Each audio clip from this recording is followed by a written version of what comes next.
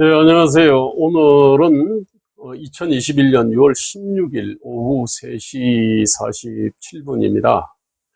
날씨가 정말 좋습니다. 꼭 가을 날씨 같아요. 시원한 바람, 따가운 햇살, 이렇게 해서 참, 이렇게 좋은 날씨를 이렇게 경험하기가 참 쉽지 않은데, 참 좋습니다. 그, 최보식의 언론이라고요. 옛날 조선일보 그 최보식이 만난 사람을 쓰시던 최보식 기자가 이제 퇴사를 하고 독립된 어떤 인터넷 어떤 언론을 합니다. 그게 이제 최보식의 언론이라고 하는데, 거기서 제가 페이스북에 쓰는 글들을 종종 이게 가져가서 이렇게 연재를 갖다가, 연재라기보다 뭐 게재를 하더라고요. 최근에 제가 썼던 글 하나를 최보식 언론에서 가져갔습니다. 제목이 뭐냐면은, 지금 상황에서 박근혜 탄핵 정당 주장하는 사람은 제정신이 아니다. 제목 참 섹시하게 달았습니다. 물론 이거 제 주장이 맞습니다. 그런데 제가 막 이런 제목을 달지는 않았습니다. 그래서 이제 이게 글이 이제 SNS에서 이렇게 좀 떠오른 모양이에요. 저도 우연히 봤습니다. 보니까 댓글을 달았는데 김안건이라고 하는 분이네요. 근데 이분 내 잘 아는 사람입니다. 참 훌륭한 사람입니다, 사실은. 그런데 이제 제 글에 대해 가지고 이렇게 썼네요. 재판관 8명 전원 일치로 탄핵됐습니다. 해괴한 논리 집어치우세요. 이렇게 생각하시는구나. 근데 아마 이렇게 생각할 분들이 좀 많을 것 같아요. 그래서 저도 이제 좀 탄핵에 대해 가지고 몇 마디 좀 더 하고 싶어 가지고요. 제가 다른 사람들하고 조금 사고방식이라든가요, 이게 좀 다른 것을 좀 느낍니다. 그 뭐냐면은, 쟤는 어떤 제 의도가 있었어. 그래서, 뭐 선의가 있었어요. 그리고 나 선의에 입각해가지고 제가 운동을 하거나 투쟁을 했다. 라고 하면은, 저는 딴 사람보다 좀 더 그 결과를 갖다가 좀 치열하게 살피는 것 같아요. 그리고 당시 제 어떤 그 선의 또는 제가 했던 어떤 행위, 즉 운동이나 투쟁 행위의 어떤 근거가 사실에 입각했나? 그 다음에 그 당시 제가 불같이 미워하고 또는 사랑했던 것들이 어떤 논리, 이성, 과학에 입각했나? 그리고 제가 견지했던 어떤 정의 또는 공정이 이게 어떤 시류에 따라 가지고 이리저리 구부러지지 않았나. 어쨌든 저는 이렇게 생각들을 갖다가 많이 하는 것 같아요. 많이 따져봅니다. 그러다 보니까 제가 이제 한 386의 사상혁명이라고 하는 책을 2004년에 사실 제가 이제 냈던 것 같아요. 당시 저는 이제 그런 류의 책들, 즉, 80년대 학생운동을 치열하게 했던 사람들이 그런 류의 어떤 성찰 반성의 어떤 그 기록들을 수백 명이 사실은 내놓을 줄 알았거든요. 그런데 보니까 그 책은 그 유일한 책인 것 같더라고요. 그래서 제가 참 특이하다는 걸 제가 느꼈습니다. 어쨌든 저는 그 의도가 선했다고 해서 난 정당하다 생각하지 않습니다. 삼심 재판을 거쳤다 그래가지고 모든 판결이 다 정의롭다고 생각하지 않습니다. 이게 이제 인간의 인식과 윤리의 한계를 아는 사람의 어떤 태도라고 저는 그렇게 생각합니다. 저는 제 옛날 했던 학생운동 문제나 탄핵 문제에 대해서도 같은 생각을 하고 있고요. 제가 한때 기대를 걸었던 김대중 노무현 정부에 대한 이 생각도 사실은 동일합니다, 이게.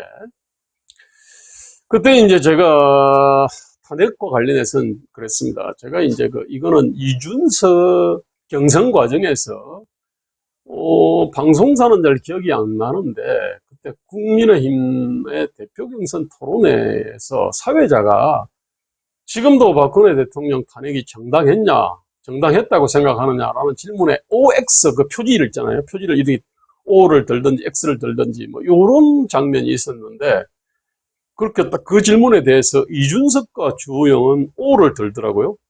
탄핵이 정당했다. 그 다음에 나경원 등 다른 주자들은 X를 갖다가 드는 거를 갖다 봤습니다.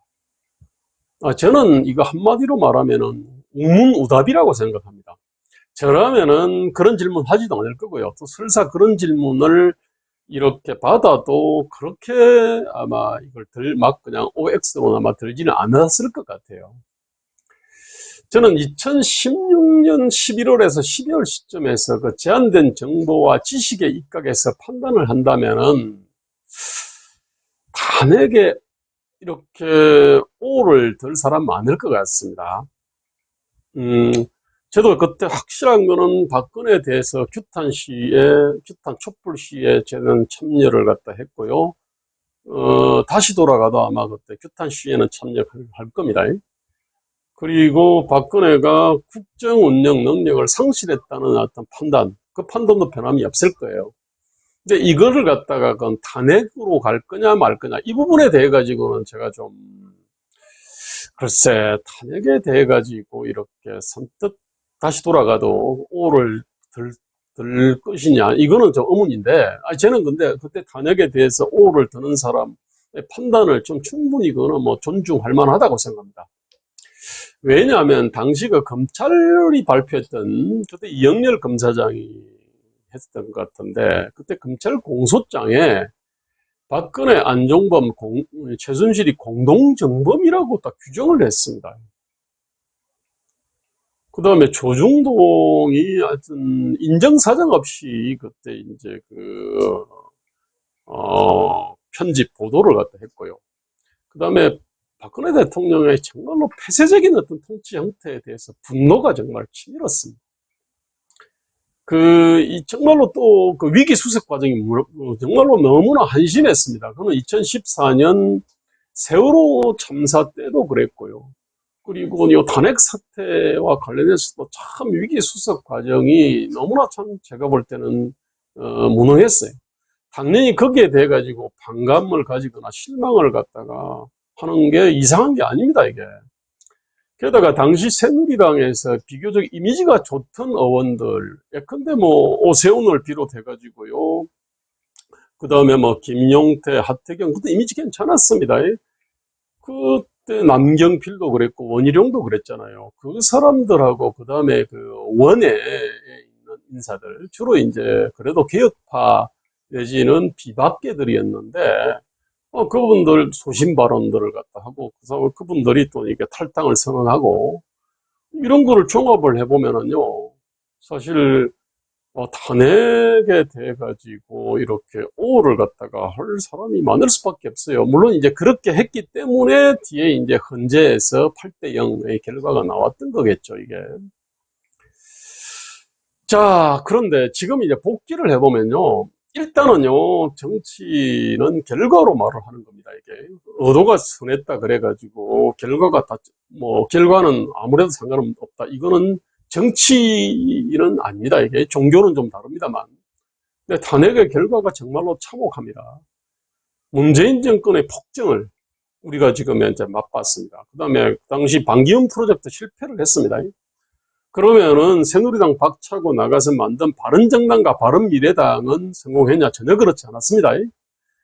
어쨌든 그 일로 인해 가지고요, 이게 보수의 어떤 반목, 질시, 사분, 오열의 지리멸멸, 이게 지금 현실 아닙니까? 또 이것 때문에 문재인 정권의 어떤 이 폭정이 더 어떤 가혹하게, 더 심하게 된 측면도 있습니다. 그리고 이제 지금 와서 쭉 돌아보니까 탄핵의 어떤 사유, 즉 법리, 그 다음에 절차, 정치도의, 정치 전략 모두에서 말이 안 되는 뻘짓을 했다는 것이 드러났습니다. 그 다음에 사람들을 갖다가 그 촛불 시위에 이렇게 기름을 부었던 태블릿 PC, 그 다음에 미르재단과 K스포츠 관련된 어떤 이게 이제 박근혜하고 또는 최순실하고 전혀 무관하다는 것이 드러났습니다, 이게. 저는 이제 이런 거를 아는 상황에서 탄핵이 정당했다고 주장하는 사람은 제정신이 아니라고 생각합니다. 만약에 백보 양보해서 그 탄핵이 정당했다면요, 지금은 탄핵 사유가 만배는 되는 문정권 탄핵을 위해 40일 결사단식 농성이라도 해야 일관성이 있습니다.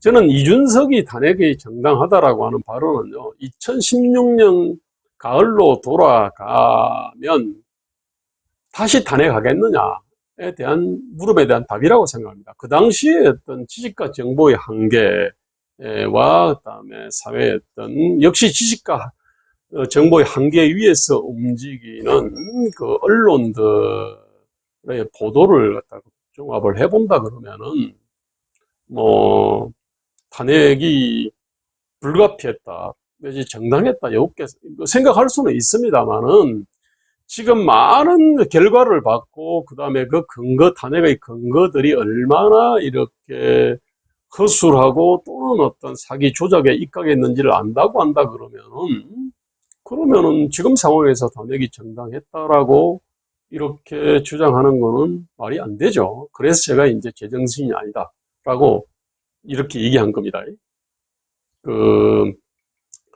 근데 이제 따지고 보니까요, 제가 그때 온몸을 던져서 했던 1980년대 학생운동하고 2016년 가을에 박근혜 규탄 퇴진 탄핵 시위, 다 좀 다릅니다. 규탄 시위하고 퇴진 시위하고 탄핵 시위하고는 이게 좀 다른데, 어쨌든 그 당시에 촛불 시민들의 요구는 박근혜 규탄이 가장 어떤 기본이었습니다. 그 다음에 퇴진이 있었고요. 탄핵은 그 중에 일부였는데, 어쨌든 이거하고 좀 닮은 데가 참 많다는 생각이 참 들었습니다.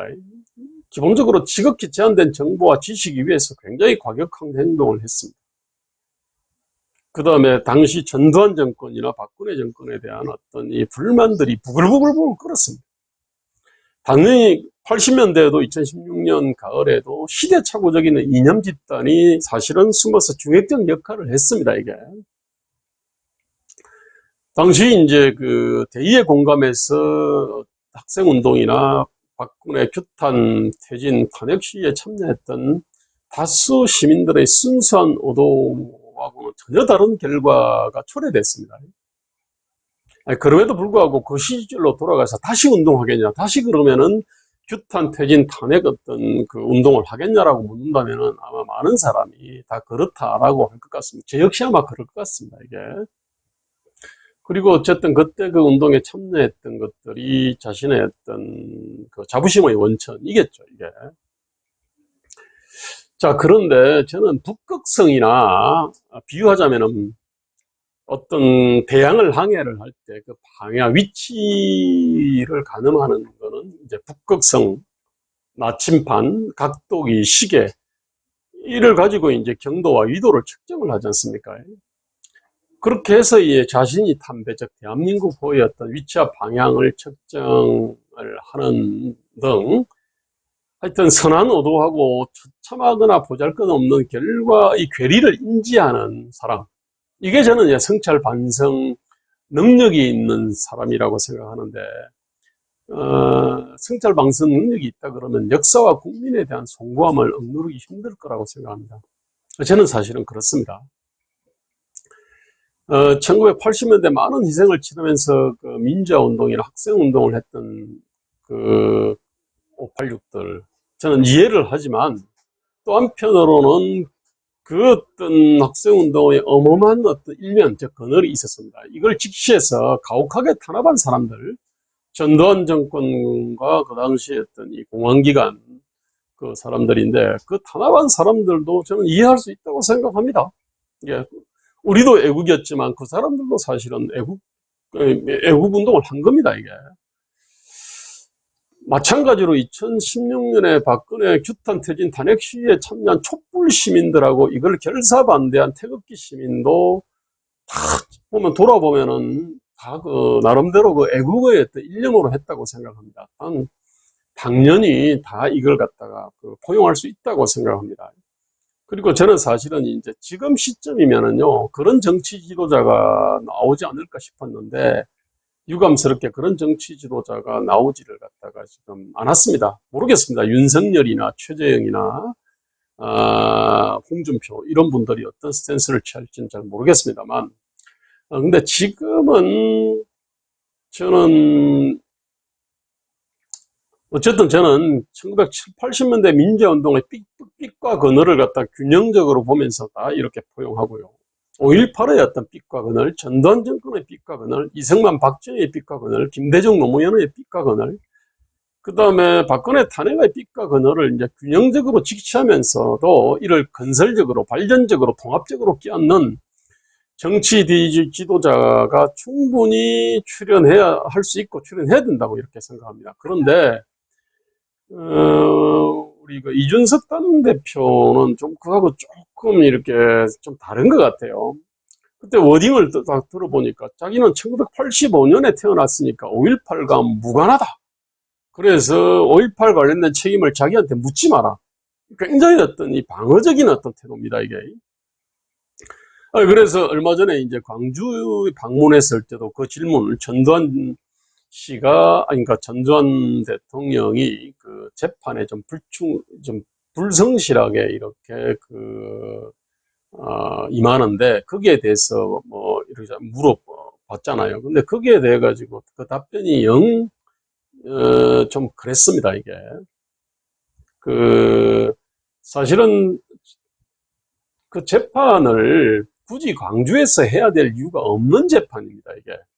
그다음 가장 결정적인 거는요, 국민의힘당하고 전두환 정권을 자꾸 연결하려고 하는데 거기에 말려든 겁니다. 그거하고는 우리는 사실은 상관없는 당이다라고 충분히 얘기할 수 있는데, 근데 그런 어떤 태도를 취하지 않았거든요. 하여튼 이런 식입니다, 이게.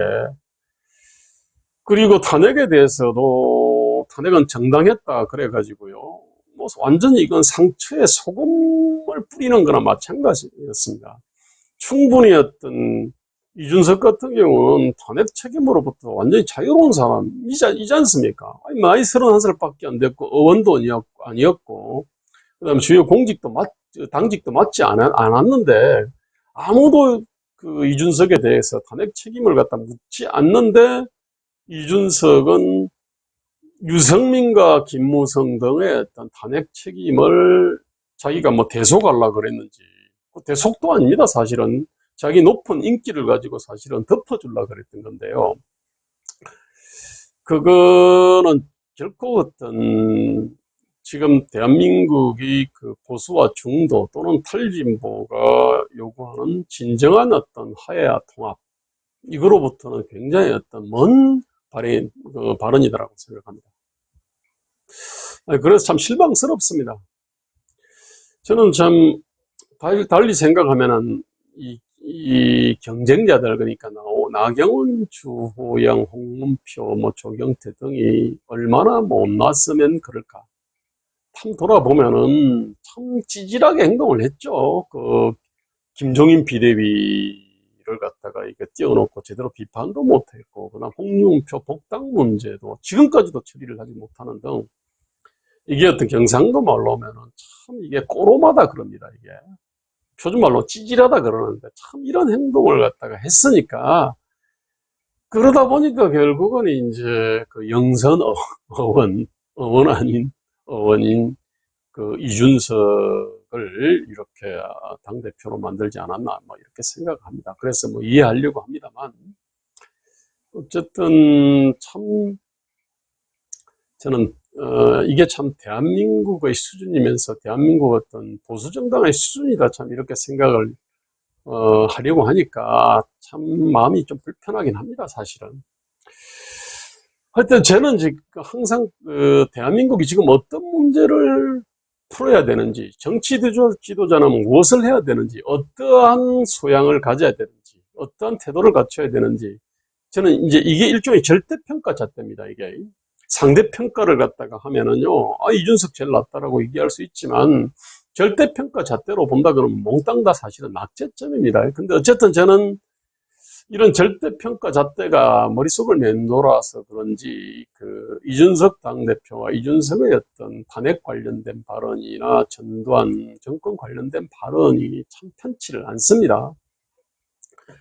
저는 이런 어떤 시사 논평보다는요, 우리 대한민국이 어디쯤 있고 어디로 가야 되는지에 대해서 좀 이렇게 진지하게 논의한 중요한 담론들을 이렇게 좀 풀어보는 게 제가 잘 할 수 있고 남들이 잘 안 하는 거다라고 시대가 요구하지만 남들은 잘 안 하거나 못하는 거라고 생각합니다. 그래서 저는 이제 원래는 참 이제 이런 책들 2022년 이후에 대한민국이 어디로 가야 되는지 이거에 대해서 이제 논하는 책들을 이렇게 쭉 좀 살펴보면서 여기에 대해 가지고 이제 여러 가지 어떤 소개하기도 하고 그다음에 비판하기도 하고 대안을 제시하는 어떤 그런 일을 갖다가 해보려고 그랬는데 앞으로 하긴 할 겁니다. 저는 그래서 펜앤마이크에다가 제가 요런 어떤 기획안을 사실은 올렸습니다. 그래가지고 지금 펜앤마이크하고 협의를 갖다가 하는데 뭐 결과는 어떻게 될지 잘 모르겠습니다. 원래 참 저는 이게 토크를 해야 서로 묻고 답하는 토크를 해야 참 재밌다 그러는데 지금은 마땅히 지금 물어줄 사람이 없어가지고요. 원래 저한테 참 잘 물어줬던 사람이 이동호 원장인데 지금 뭐 국민혁명당 사실상 사무총장으로서 하도 열심히 뭐 뛰다 보니까 기존에 하던 어떤 경제 토크나 고용노동 토크도 지금 다 그냥 연기가 됐고 어쩌면 뭐 계속 할 수 있을지 없을지 모르겠습니다만은 어쨌든 이런 저는 토크를 해야 이렇게 참 좋다 그러던데 지금은 토크할 파트너를 찾지를 못해가지고 좀 이렇게 모놀로그로 지금 하고 있습니다. 그래서 앞으로 종종 이 대한민국 2022년 이후에 경제 방향을 논한 어떤 책들을 소개하고 책이나 주장을 소개를 하고 비판하고 대안을 내는 일을 계속 해보려고 합니다. 오늘은 여기까지 하겠습니다. 감사합니다.